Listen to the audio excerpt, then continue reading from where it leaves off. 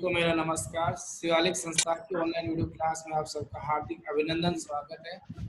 BSc final की unit number 4 का जो टॉपिक है इनऑर्गेनिक केमिस्ट्री का आप पढ़ रहे थे, एल्किल हैलाइड। तो एल्किल हैलाइडों का नामकरण पढ़ा, उसी के साथ में उनके बनाने की विधियों को पढ़ा और उसी के साथ में इस एल्किल हैलाइड को सुपर एल्किल हैलाइड क्यों कहते हैं, सुपर गिरण्यार अभिकर्मक क्यों कहते हैं, ये पढ़ा। उसी सुपर गिरण्यार अभिकर्मक के बाद में इनके रासायनिक गुण पढ़े। अब आता है इनके उपयोग। एल्किल लिथियम के उपयोग, किसके उपयोग बेटा? एल्किल लिथियम के उपयोग। ठीक है, तो एल्किल लिथियम के उपयोग। तो ज्यादातर जो बहुलक है उस बहुलकों के निर्माण में इन एल्किल लिथियमों को एक उत्प्रेरक के रूप में काम में लिया जाता है। किसके निर्माण में? बहुलकों के निर्माण में। किसके निर्माण में? बहुलकों के निर्माण में। बहुलकों के निर्माण में किसके रूप में ज्यादातर काम लेते हैं? उत्प्रेरक के रूप में। किसके रूप में? उत्प्रेरकों के रूप में। अब जैसे मैंने बोला कि सबसे पहले कि एथिलीन, कि एथिलीन का बहुलकीकरण करते हैं तो पॉलीथीन बनता है। क्या बनता है? पॉलीथीन। मैं कहूंगा इसमें बहुलकीकरण में के रूप में, उत्प्रेरक के रूप में किनको काम में लेते हैं? यहाँ पर काम में लिया एल्किल लिथियम को। किसको लिया? एल्किल लिथियम को। उसी के साथ में दूसरा पॉइंट आया, वो सुनो। अगर मैं ये कहूँ अपने पास में ब्यूटिलीन, क्या बोलते बेटा? ब्यूटिलीन। अगर इस ब्यूटिलीन का क्या करना पड़े? बहुलकीकरण। तो ब्यूटिलीन का बहुलकीकरण करने के लिए किसके रूप में? उत्प्रेरक के रूप में। इसको काम में लिया butyl alkyl lithium. Butyl lithium को काम में लिया जाता है। तो ये मैंने लिख दिया अपने पास में ब्यूटिल और ये लिख दिया लिथियम, ब्यूटिल लिथियम। ठीक है, अच्छा थोड़ा सा और आगे चलता हूँ। मोहन सर नमस्ते। नमस्ते बेटा। सबसे पहले ये बताओ, अगर एथिलीन का बहुलकीकरण करना है तो उत्प्रेरक के रूप में किसको काम में लिया? एल्किल लिथियम को। अगर ब्यूटिलीन का बहुलकीकरण करना है तो उत्प्रेरक के रूप में ब्यूटिल लिथियम। ब्यूटिल लिथियम को। उसी के साथ में आपने सुना होगा प्लास्टिक पीवीसी, सुना है पीवीसी? Yes sir. बोले तो वाइनिल क्लोराइड एक लक इकाई होती है, उसको लिखते हैं CH2 double bond CH3 violin, और ये होगा क्लोराइड। तो वाइनिल क्लोराइड का VC का क्या किया जाए? बहुलकीकरण अर्थात बहुलक में बदला जाए। तो किसके रूप में? उत्प्रेरक के रूप में। उत्प्रेरक के रूप में। किसको काम में लिया जाता है? Butyl lithium. तो ज्यादातर हमने क्या देखा सर, एल्किल लिथियम का जो प्रयोग होता है वो बहुलकीकरण अभिक्रियाओं में उत्प्रेरक के रूप में किया जाता है। समझ गए? Yes sir. एक और आपके पास में आपने सुना है कि अगर मैं एल्किनों का बहुलकीकरण में अगर मैं ले लेता हूँ आइसोप्रीन एक अलग इकाई सुनी है? Yes sir. तो आइसोप्रीन का वापस से क्या किया जाए? करण। इसका मतलब पोलो आइसोप्रीन बनेगा, लेकिन उसका बहुलकीकरण में किसको काम मिलेंगे उत्प्रेरक के रूप में? एल्किल। लिथियम को। तो यहाँ से सभी का कंक्लूजन एक ही निकल के आ रहा है कि सामान्यतः ब्यूटिल लिथियम या एल्किल लिथियम का उपयोग बहुलकीकरण अभिक्रियाओं में उत्प्रेरक के रूप में किया जाता है। समझ गए? Yes sir.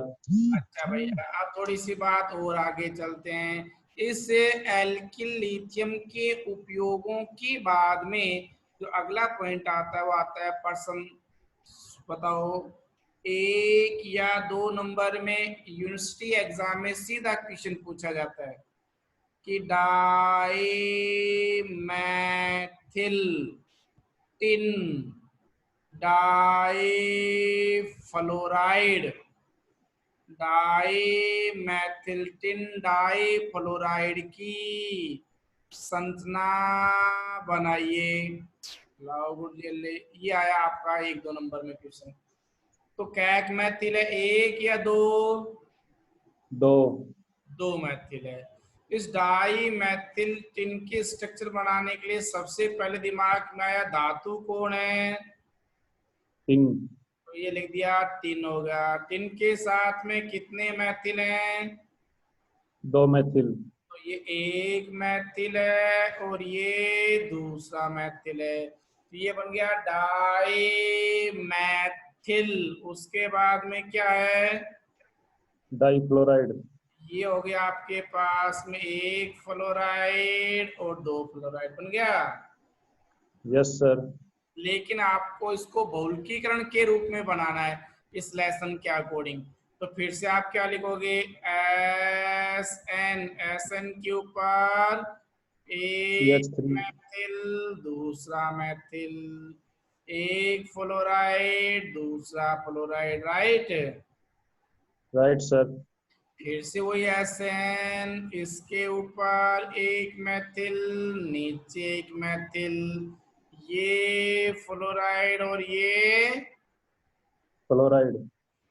अब इसमें होता क्या है कि ये फ्लोराइड अपने लोन पेयर को टिन को दान करके बंद बना लेंगे। टिन को दान करके बंद बना लेंगे, ठीक है। Yes sir. ये फ्लोराइड अपना लोन पे टिन को दान कर बंद बना लेंगे। ये फ्लोराइड टिन को दान कर बंद बना लेंगे। इसी प्रकार से ये फ्लोराइड आगे लोन पे दान करते जाएंगे, बंद बनते जाएंगे। बनते जाएंगे। और अगर मैं ये कहूं इस प्रकार से ये टिन इलेक्ट्रॉनों को लेते रहेंगे, है ना। Yes sir. कितनी बार?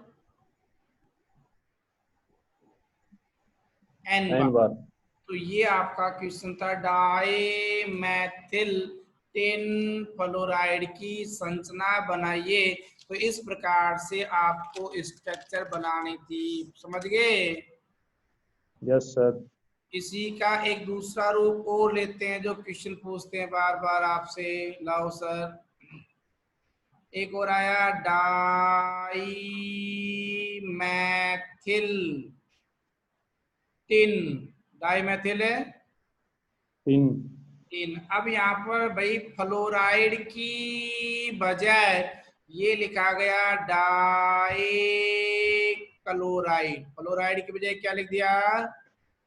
डाईक्लोराइड। Di chloride. अर्थात इसको शॉर्ट में ऐसे लिख सकता है CH3 की होल ट्वाइस SnCl2n की संरचना का निर्माण कीजिए, ठीक है।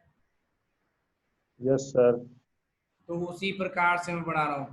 एक टिन के साथ में कितने मैथिल हैं? 2 मैथिल। कितने क्लोराइड हैं? 2 क्लोराइड। अब इसमें फ्लोराइड में तो दोनों एक ही दिशा में थे, अलग अलग एक ही दिशा में। अब क्लोराइड के अंदर इस प्रकार से बनाओगे, एक Cl इधर और एक Cl इधर, समझ गए? Yes sir. ऐसे ही वापस से SN, इसके ऊपर कौन आ जाएगा? CH3। यस। इसके नीचे भी कौन है? CH3। फिर मैंने क्या बोला? एक Cl ऊपर और एक Cl नीचे। कितने अणु बना दिए? 2। दो। ये SN, एक CH3 ऊपर, दूसरा CH3 नीचे, इधर Cl और इधर भी Cl, राइट? Right sir. अच्छा भैया, ये चलता जाएगा चलता जाएगा, बनाते जाएंगे। अब बात ये आती है कि यहाँ पर अपन क्या कर रहे हैं, इसी प्रकार कितने अणु होंगे ये? एन। एन। अभी सर बंद कैसे बनाते, देखो, इनके बीच में लोन पेयर डोनेट करके ये इन बॉन्डिंग करेगा, ये अपना वाला इसको दे करके इसके साथ बॉन्डिंग करेगा, इसी प्रकार ये इसको डोनेट कर इससे बॉन्डिंग करेगा, और ये Cl इसको देकर इससे बॉन्डिंग करेगा, इसी प्रकार से ये अपने पास में किसी दूसरे को देगा ऐसे ही, और यहाँ से कोई दूसरे से लेगा, राइट? Right sir. कितनी बार है ये? एन बार। एन बार। तो ये किसकी संरचना बन गई? डाई मैथिल्टिन। डाई फ्लोराइड या डाई क्लोराइड? डाइक्लोराइड। तो क्लोराइड में जो Cl है उसको आमने सामने रखोगे या एक ही दिशा में? आमने सामने। आमने सामने, मूल को ये आमने सामने है। और फ्लोराइड के अंदर क्या करेंगे, दोनों को एक एक ही दिशा में। रखते जाएंगे। तो ये सीधा 1-2 नंबर में स्ट्रक्चर पूछी जाती है। और आगे चलो, और संरचना कैसे पूछी जाती है कि ट्राई मैथिल, अब डाई है या ट्राई? ट्राई मैथिल। किससे जुड़ गया? टिन। टिन। और टिन किससे जुड़ा हुआ है? क्लोराइड से।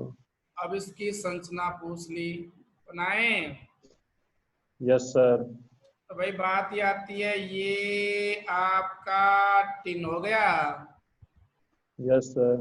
उसके साथ देखो, एक मैथिल, दो मैथिल, तीन मैथिल, और ये चौथा हो गया आपका फ्लोराइड हो गया। Yes sir. ऐसे इस टिन के साथ में एक मैथिल, दो मैथिल, तीन मैथिल, और चौथा हो गया क्लोराइड। फ्लोराइड। ऐसे इसी टिन के साथ में एक मैथिल, दो मैथिल, तीन मैथिल, और एक। क्लोराइड। अब दूर से आपको धीरे सी समझ में आ गया होगा कि इनकी आपस में बॉन्डिंग करवा दो। तो ये फ्लोरीन किससे बॉन्डिंग करेगा? टिन से। ये फ्लोरीन किससे बॉन्डिंग करेगा? टिन से। ऐसे ही फ्लोरीन किसी और टिन से करता जाएगा, और यहाँ भी अपने पास में फ्लोरीन टिन से करेगा। कितनी बार हो जाएगा ये? एन बार। एन बार। तो ये आपके पास में किसकी संरचना कहलाई? Try methyl tin chloride. अच्छा, इसी के साथ में एक संरचना और आपके 2014 में या 13 में पूछी हुई थी। ये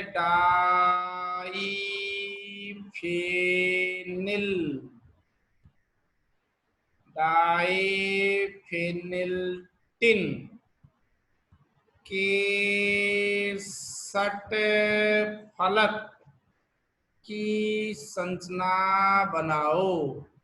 कैसे फलक की संरचना बनानी है? सट फलक की। लाओ, पहले मैं सट फलक बनाता हूँ इसका। तो आप लोगों को इस प्रकार से एक कुर्सी नुमा संरचना का निर्माण करना है। ये हो गया आपका कुर्सी नुमा संरचना। तो इस प्रकार इनको आपस में मिला दो, सतफलक बन गया। अब क्या रखना है इनके पास में, आप क्या बोले, डाईफेनिल टिन। टिन के साथ में कितने फेनिल? 2 फेनिल। तो ये इस षटफलक के एक टिन, दूसरा टिन, तीसरा टिन, चौथा, पांचवा और छठा, ये बन गया इसका सट फलक। लेकिन इसके साथ में कितने फेनिल हैं? 2। एक फेनिल, 2 फेनिल, एक फेनिल, दूसरा फेनिल, एक फेनिल, दूसरा फेनिल, एक फेनिल, दूसरा फेनिल। इसी प्रकार टिन के साथ में 2 फेनिल हो गए और ये हो गए 2 फेनिल हो गए। Yes sir. ये संरचना किसकी बन गया? आपके डाईफेनिल टिन का क्या बन गया? सट फलक। अलग कर लोगे। Yes sir. अच्छा, तो ये छोटे छोटे 1-1, 2-2 नंबर के क्वेश्चन है जिसमें आप लोगों से सीधी संरचना बनाई जाएगी, है ना। एक और आया हुआ था कि डाईमेथिल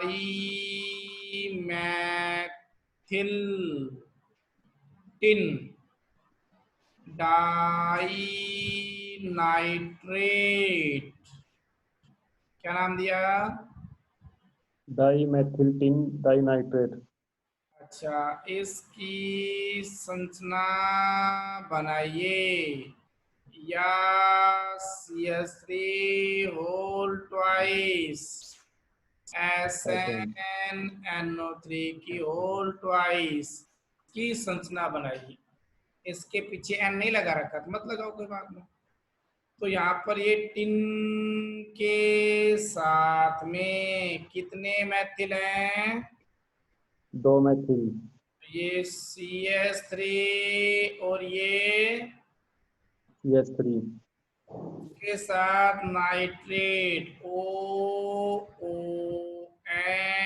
डबल बॉन्ड O, ये हो गया NO3 नाइट्रेट समूह। ऐसे ही हो गया N double bond O nitrate समूह, 2 नाइट्रेट हो गए। Yes sir. इनकी बॉन्डिंग कर दो अपने पास में टिन के साथ में, टिन के साथ में। तो ये स्ट्रक्चर कहलाई आप लोगों की कौन से? डाईमेथिल टिन डाईनाइट्रेट बना लोगे। Yes sir. तो ये आप लोगों की होगी संरचनाएं। एक एक्स्ट्रा और बता देता हूँ, लव सर। एक पर्सन और दे रखा है, ट्राईमेथिल टिन, और टिन के बाद में दे दिया पार क्लोरेट, क्या नाम है? परक्लोरिक। पार क्लोरेट। तो कैक मैथिल है ट्राई, तो ये हो गया CH3 की whole thrice. Tri methyl tin SN होगा। पर क्लोरेट HClO4 को बोलते हैं पर क्लोरिक अम्ल, और ClO4 माइनस को बोलते हैं पर क्लोरेट, क्या बोलते हैं? परक्लोरेट। पर क्लोरेट। लाओ साहब, तो ये हो गया अपने पास में, इसके पीछे जोड़ दिया मैंने ClO4 जोड़ दिया। Yes sir. इसकी संरचना की बारी आती है। विश्वजीत भाई इसको स्क्रीन को टच मत कर, है ना। अच्छा, तो यहाँ पर करेंगे SNA, उसके बाद ट्राई मैथिल 1 2 और ये 3 हो गया। ट्राई मैथिल टिन के साथ कौन यस सर। आता है? पर क्लोरेट, है ना। Yes sir. ClO4 है, तो इसका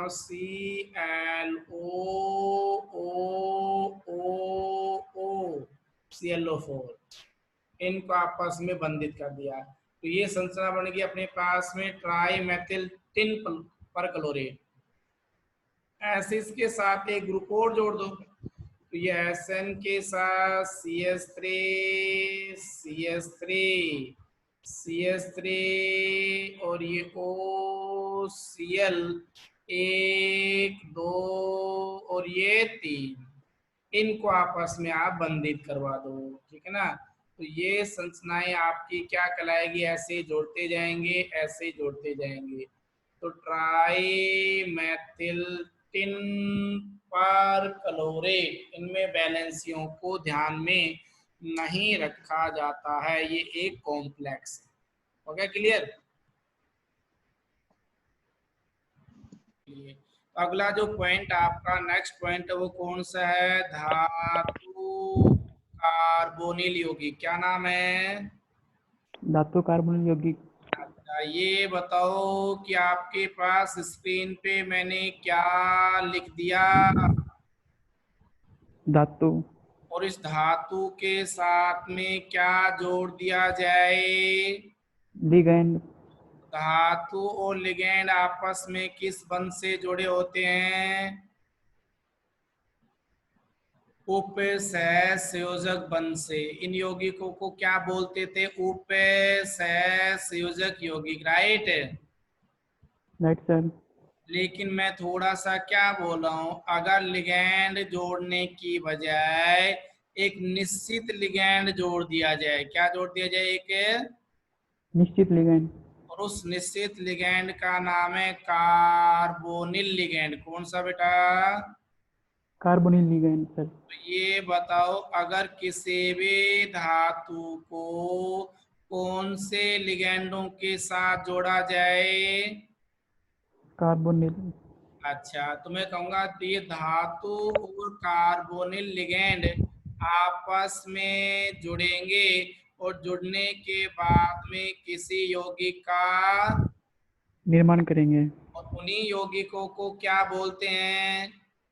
धातु कार्बोनिल यौगिक। तो यहाँ से परिभाषा बनेगी नहीं बनेगी? धातु एवं कार्बोनिल लिगैंड जुड़ करके, धातु एवं कार्बोनिल लिगैंड जुड़ करके जिन यौगिकों का निर्माण करते हैं उन्हें धातु कार्बोनिल यौगिक कहते हैं। क्लियर है? कहते हैं। Yes sir. अच्छा, अब आपने शायद सुना है कई बार कि कार्बोनिल एक कैसा लिगैंड है, उदासीन। ऋणायनिक या उदासीन? अभी आपने बताया, बहुत अच्छी बात है सर, उदासीन। कैसा है? न्यूट्रल सर, उदासीन।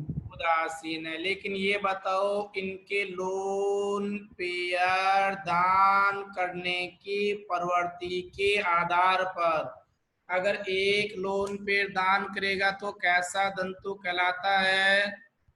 एक दंतुक। दो करेगा तो? द्विदंतुक। और ज्यादा करेगा तो? बहुदंतुक। यहाँ पर CO उदासीन लिगैंड है, लेकिन ये लोन पेयर कितने दान करता है? एक सर, वन सर। एक लोन पेयर दान करता है, तो ये क्या कहलाएगा? एक दंतुक या द्विदंतुक, त्रिदंतुक, बहुदंतुक? एक दंतुक सर। लेकिन एक दंतुक कैसा है? उदास। तो मैं ये बोलूंगा, कार्बोनिल एक उदासीन एक दंतुक लिगैंड है, जो यस सर। कि धातु को एक लोन पेयर दान करके एक उपसहसंयोजक बंध से जुड़े होते हैं। क्लियर है? Yes sir. अच्छा, और बहुत तगड़ी बात है बेटा, यहाँ पर आपने खूब पढ़ा भी होगा कि जो धातु कार्बोनिल यौगिक हैं वो EAN नियम की पालना करते हैं। कौन से नियम के? ये नियम sir. If effective atomic atom number. और ये अभी आपका कोरोना काल में 2020 में जो पेपर हुआ है उसमें भी क्वेश्चन दिया हुआ है कि यस सर प्रभावी परमाणु क्रमांक नियम पर टिप्पणी लिखिए 2 नंबर में। ठीक है, यस सर तो बताइए EAN नियम की पालना कौन से कार्बधात्विक यौगिक करते हैं? धातु कार्बनिक यौगिक सर धातु कार्बोनिल यौगिक। बहुत अच्छी बात है। अभी एक वर्ड आपने बोला कि ये कार्बोनिल कैसी प्रकृति का लिगैंड है, उदासीन इसलिए मैं ये कह सकता हूं कि यहाँ पर जो धातु की ऑक्सीकरण अवस्था है वो शून्य होगी 100% कितनी पाई जाएगी? शून्य 0 पाई जाएगी। इसका मतलब धातु की सबसे कम ऑक्सीकरण अवस्था को, वापस से सुनो, किसी संकुल में, क्या बोल दिया? किसी संकुल में किसी संकुल में धातु के निम्नतम ऑक्सीकरण अवस्था को प्रदर्शित करने के लिए उसके साथ में कौन सा लिगैंड जुड़ा हो सकता है? Carbonic ligand carbonyl ligand. तो कार्बोनिल लिगैंड उस धातु की निम्नतम ऑक्सीकरण अवस्था बता रहा है या उच्चतम है? निम्नतम एक बात और बताइए, ये जो कार्बोनिल लिगैंड है उस कार्बोनिल लिगैंड में पाई इलेक्ट्रॉन पाए जाते नहीं पाए जाते बहुबंध के कारण? पाए जाते हैं सर जब पाई इलेक्ट्रॉन पाए जाते हैं तो सेकंड ईयर में भी आप लोगों ने पढ़ा होगा कि इसमें कौन सी घटना पाई जाती है?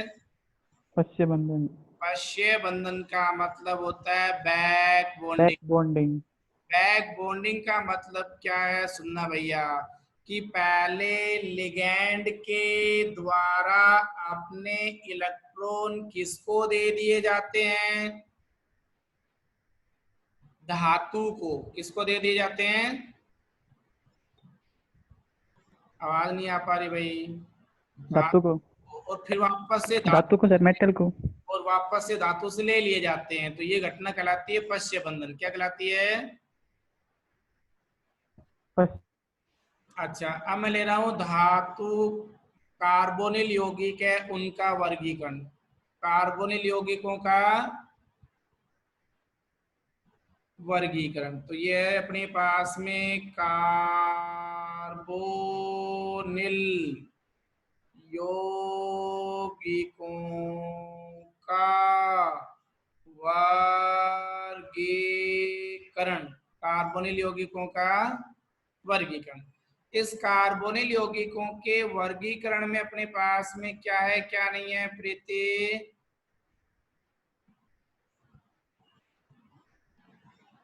प्रीति यस सर। चलो बेटा, अब मैं अगला पॉइंट क्या आपका? कार्बोनिल यौगिकों का वर्गीकरण। अच्छा सुनो, तो यहाँ पर ये जो धातु है उस धातु के साथ में कौन से लिगैंड पाए जाएंगे? कार्बोनिल कार्बोनिल लिगैंड पाए जाएंगे। लेकिन कार्बोनिल यौगिकों का जो वर्गीकरण है उसमें ये बताया गया है धातु की संख्या के आधार पर वर्गीकरण किया। किसकी संख्या के आधार पे? धातु की संख्या के आधार पर। तो धातु की संख्या के आधार पर जब वर्गीकरण किया गया है, हो सकता है कि धातु कितना मिल जाए? एक। तो हम ये कहेंगे एक धातु कार्बोनिल यौगिक कहलाएगा। कौन सा यौगिक कहलाएगा? एक धातु कार्बोनिल यौगिक। अगर एक धातु की बजाय बेटा अगर दो धातु जुड़ जाए तो क्या कहलाएगा? दो धातु कार्बोनिल यौगिक। दो धातु कार्बोनिल यौगिक। और अपने पास में कई सारे जुड़ जाए तो बहुधातु कार्बोनिल यौगिक। बहुधातु कार्बोनिल यौगिक। तो इनका जो वर्गीकरण है वो लिगैंड के आधार पे किया गया या धातु के आधार पे?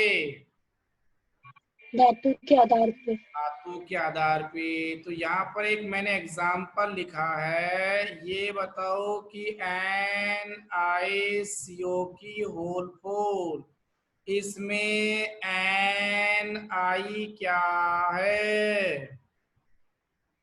धातु कितने हैं धातु? एक। एक। और कौन से लिगेंड से जुड़े हुए हैं? कार्बोनिल यौगिक। तो लेकिन एक धातु कार्बोनिल लिगेंड से जुड़ा हुआ है ना, तो ये एक दंतु कार्बोनिल यौगिक कहलाएंगे। क्या कहलाएंगे? एक तंतु कार्बोनिल यौगिक। अच्छा, अगर बेटा दो धातु जुड़े मिल जाए तो क्या कहलाएंगे? द्वितंतु कार्बोनिल यौगिक। जैसे CO2 CO8। यहाँ पहले वाला CO कोबाल्ट को बता रहा है। किसको बता रहा है? कोबाल्ट को। ये कोबाल्ट कितनी बार है? 2 बार। 2 बार है। तो धातु कितनी बार हो गया? 2 बार। और कौन से लिगेंड से जुड़ा हुआ है? कार्बोनिल।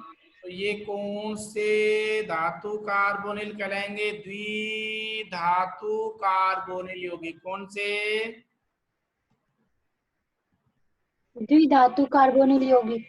हाँ, ऐसे अगर मान लीजिए और ज्यादा संख्या है, जैसे RH6CO16, अब बताओ 2 से ज्यादा धातु है या फिर अपने पास 2 या 1? 2 से ज्यादा। 2 से ज्यादा है। तो बेटा अभी अपने पास में एक धातु कार्बोनिल या द्विधातु कार्बोनिल या बहुधातु कार्बोनिल है। बहुधातु कार्बोनिल। आप समझ गए होंगे मेरी भाषा शायद है कि कुल मिलाकर के किसकी संख्या के आधार पे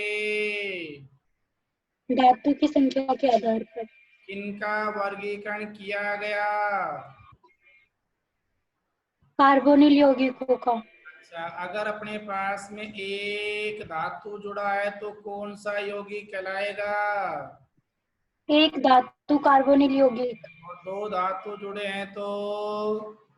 द्विधातु कार्बोनिल यौगिक। तो बेटा 2 से ज्यादा हैं तो? बहुधातु कार्बोनिल यौगिक। यहाँ तक कोई दिक्कत है क्या? No sir. अगले पॉइंट में आएगा अपने पास में, ये धातु कार्बोनिल यौगिक बनाने की विधियां कैसे बनाए जा सकते हैं नेक्स्ट लेक्चर में। ठीक है ओके सर। ना? उसके बाद नेक्स्ट चलेंगे।